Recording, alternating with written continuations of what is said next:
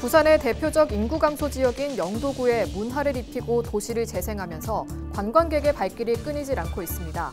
최근 정부의 커피 산업 공모 사업에 선정되는데 영도 지역의 활력이 기대되고 있습니다. 부산에도 입춘 한파가 기승을 부리고 있습니다. 하지만 수도권과 충청, 전라 지역과는 달리 눈 구경하긴 어렵습니다. 부산에 눈이 내리지 않은 이유 짚어봤습니다. 부산시가 황령산 일대에 봉수 전망탑과 케이블카, 숙박시설 등 개발을 추진하고 있는 가운데 부산 지역 환경단체가 황령산 유원지 개발에 백지화를 촉구하고 나섰습니다.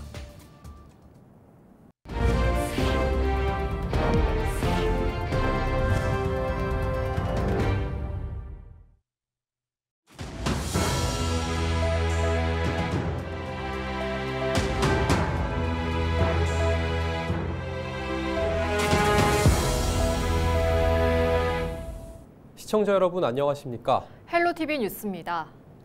지난해 11월 서울과 강원도에 폭설이 내렸고 4일에도 충청권과 전라도, 제주도에는 눈 예보가 있었습니다. 부산에도 입춘 한파가 들이닥쳤는데 눈 구경하긴 어려워 보입니다. 날씨가 춥다고 눈이 내리는 건 아니라고 하는데요. 부산에 눈이 내리지 않은 이유 짚어봤습니다. 차선영 기자가 보도합니다. 부산지방기상청에 따르면 올겨울 부산에는 지난 1월 7일 진눈깨비가 관찰되긴 했지만 공식적으로는 눈이 관측되지 않았습니다. 2011년 2월 적설량 7cm, 이례적으로 폭설이 내린 이후 쌓인 눈을 구경하기 어려운 부산. 4일 부산에도 한파가 찾아왔지만 눈 소식은 없습니다. 4일 오전 11시 기준 위성 사진을 보면 충남 서해안과 전라권, 제주도는 눈 예보로 하얗게 보이지만 부산은 눈 흔적을 볼 수 없습니다.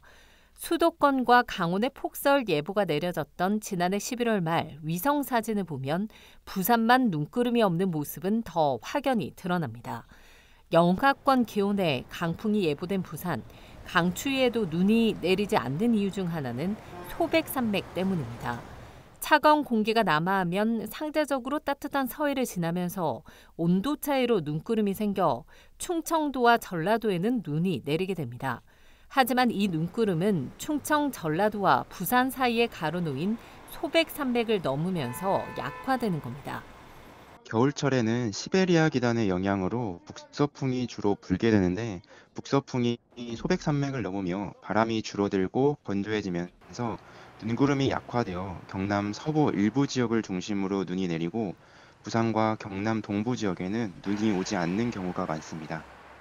북쪽에서 불어오는 찬 공기, 이 눈구름을 품은 동풍 영향으로 강원도 지역에 많은 눈이 내리는데 부산은 한반도 동쪽 끝머리 쪽 서쪽으로 들어간 지점을 위치해 동풍이 닿기도 어렵습니다. 부산의 지형적 영향으로 눈구름이 부산까지 들어오지 못한다는 이야기입니다. 우리나라가 대륙과 해안하고 맞닿아 있는 곳이라서 위도에 따라 아주 작은 변화에도 그 찬 공기와 따뜻한 공기의 어떤 경계가 굉장히 다르거든요. 근데 그 경계가 대부분 겨울철에 수도권이나 충청도 그 정도에서 걸리고 좀 우리 그 부울경 지역은 따뜻한 공기 덩어리에 놓여 있는 경우가 거의 대부분이거든요. 그러니까 한파가 북쪽에서 시베리아 쪽에서 이렇게 치고 내려와도 이제 부울경까지 거의 못 내려오는 경우가 대부분이에요. 다대포 등 바닷물이 얼 정도의 강추위가 기승을 부린 4일, 부산은 6일까지 최저기온 영하 5도까지 떨어져 춥고 강풍이 불 것으로 예상되지만 올겨울에도 부산에서 눈 구경은 쉽지 않아 보입니다. 헬로티비 뉴스 차선영입니다. 부산에서 인구 소멸 위험도가 가장 높은 지역하면 영도구를 빼놓을 수 없습니다. 그런데 오랜 폐조선소를 변화시키고 문화를 입히며 도시를 재생했더니 사람들이 찾아왔습니다. 그 중심에는 커피가 있었는데요. 최근에는 정부의 커피 산업 공모 사업에도 선정되면서 커피섬 영도의 도전은 더 많은 변화를 불러올 것으로 보입니다. 권정숙 기자입니다. 부산 영도구의 한 카페입니다. 방문객이 적다는 평일 오전 시간인데도 이곳은 고객들로 분주합니다. 영도 바다를 보며 커피를 즐기는 것은 물론 직접 체험하고 전문적으로 배울 수도 있다 보니 전국에서 찾아오고 있습니다. 영도라 하면 되게 섬이라고 되게 고립된 지역에서 볼거리가 많이 없다고 생각이 드는데 공간이 되게 웅장하면서 커피를 진짜 소개하고 싶구나. 커피에 대해서 되게 진심이구나.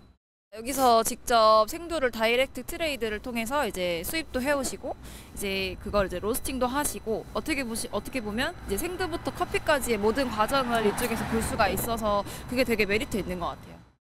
영도구는 부산 원도심 중에서도 지역 소멸위기가 가장 높은 지역. 이런 용도에 인구 유입에 물꼬를 튼 건 도시 재생으로 커피 도시로 변하면서부터입니다. 국내 커피 생두의 90%가 부산에서 수입되고 유통된다는데 착안한 정책입니다. 폐조선소를 적극 활용해 커피 특화거리를 만들자 문을 닫은 창고형 공장과 빈집 등의 자리에는 수많은 카페가 들어왔습니다. 지자체는 복합 문화 공간을 지어 커피 산업 육성에 거점을 만드는가 하면 기술 지원부터 전문 인력 양성까지 나섰습니다. 여기에 축제까지 열자 2017년 110개에 불과하던 영도의 커피 전문점은 2023년 247곳으로 2배 넘게 증가했습니다.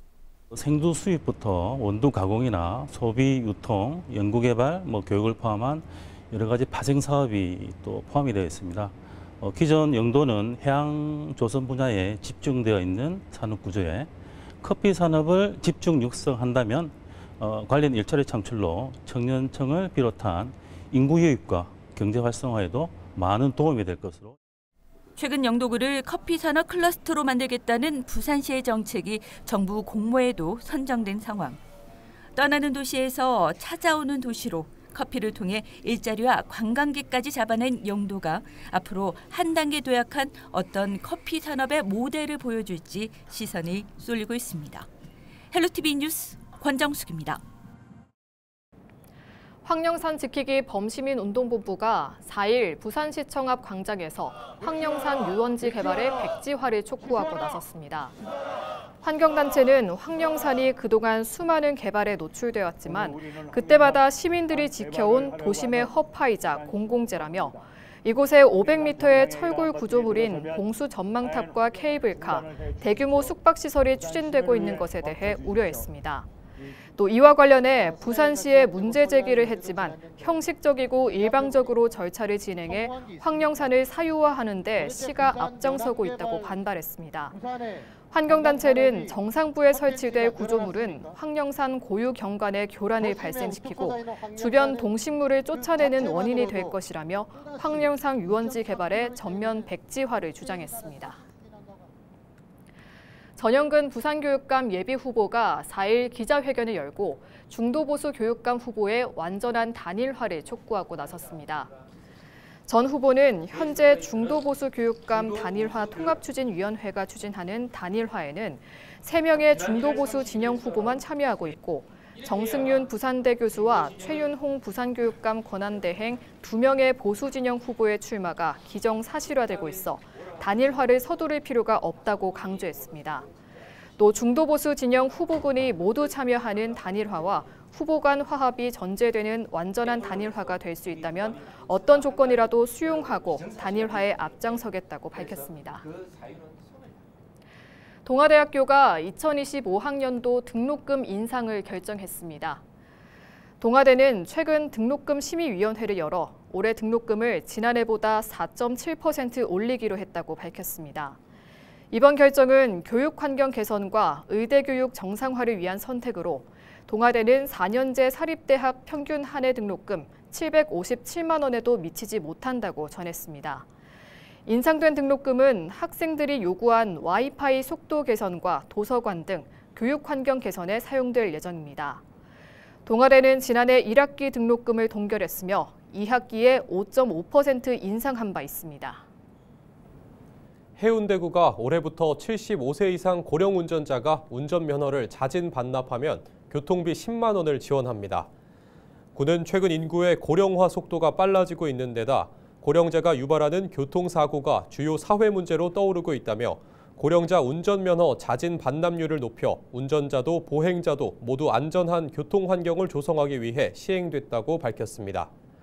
부산시가 지원하는 10만 원가는 별도로 지급하며 거주지 동행정복지센터를 본인이 직접 방문해 운전면허증을 반납하고 관련 서류를 제출하면 됩니다.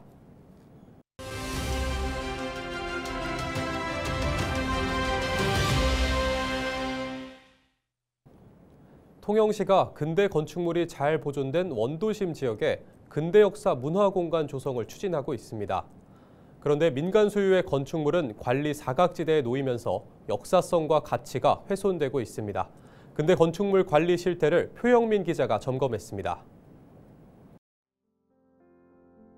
통영시 항남동에 있는 옛 석정 여인숙입니다. 일제강점기 강고한 항구의 옛 모습을 간직한 곳으로 5년 전 국가등록 문화유산으로 지정됐습니다. 하지만 지금은 지붕에 있던 기와가 사라지고 건물 일부도 무너져 내렸습니다. 4년 전 태풍 피해를 입은 뒤 그대로 방치되고 있는 겁니다. 건물주의 동의를 얻어 건물 안으로 들어가 봤습니다. 내부 상황은 더욱 심각합니다. 폭탄을 맞은 것처럼 곳곳이 부서졌고 옛 흔적을 간직한 물건들도 모두 파손됐습니다. 복원이 어려울 정도로 훼손된 탓에 국가유산청은 최근 국가등록문화유산에서 이 건물을 말소하기로 했습니다.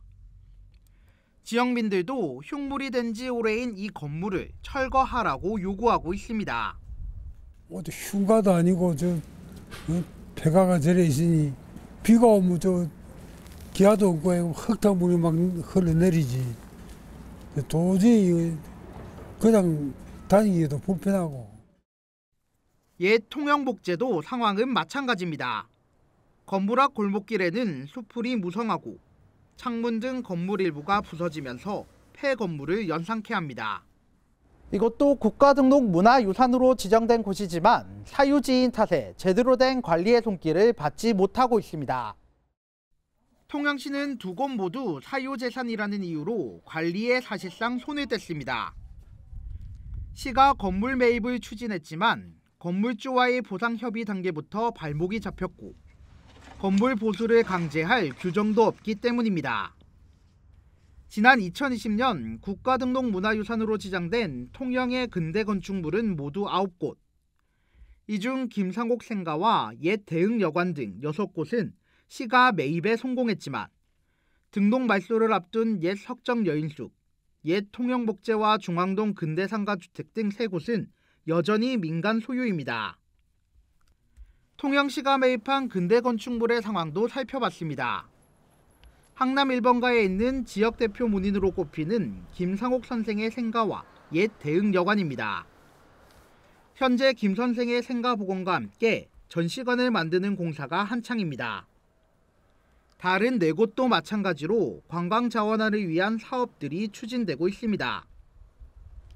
통영시도 관리 부실 지적을 받는 민간 소유 건축물에 대한 대책 마련에 나설 계획입니다. 소유자에게 관리 의무를 하도록 안내하고 이제 관리 의무가 잘 안 된다고 판단이 될 경우에는 국가유산청에서 직접 관리하는 것으로 검토할 예정입니다. 통영시가 오는 2028년까지 추진하는 근대 역사 문화공간 조성 사업. 사업 성공을 위해선 근대문화유산 보존이 선결되어야 할 것으로 보입니다. 헬로티비 뉴스 표영민입니다. 3일 밤 9시 10분쯤 부산 동구 초량동에 있는 한 모텔에서 불이 나 15분 만에 진화됐습니다. 이 불로 침대와 집기 비품 등이 타고 건물이 그을려 소방서 추산 200만 원의 재산 피해가 났습니다. 당시 모텔에 있던 10명의 투숙객은 외부로 대피해 인명피해는 없었습니다. 소방당국은 불이 난 방의 투숙객이 인근 방 투숙객과의 다툼으로 경찰 조사를 받은 뒤 돌아와 불을 질렀다고 진술한 내용을 토대로 정확한 화재 원인을 조사하고 있습니다. 3일 밤 11시쯤 양산시 신기동의 2층짜리 주택에서 불이 났습니다. 불은 20분 만에 꺼졌습니다. 1층에 거주하고 있던 5명은 불이 나자 스스로 대피했지만 2층에 사는 80대 남성은 심정지 상태로 발견됐고 병원으로 옮겨졌지만 결국 숨졌습니다. 이상으로 뉴스를 마칩니다. 시청해주신 여러분 고맙습니다.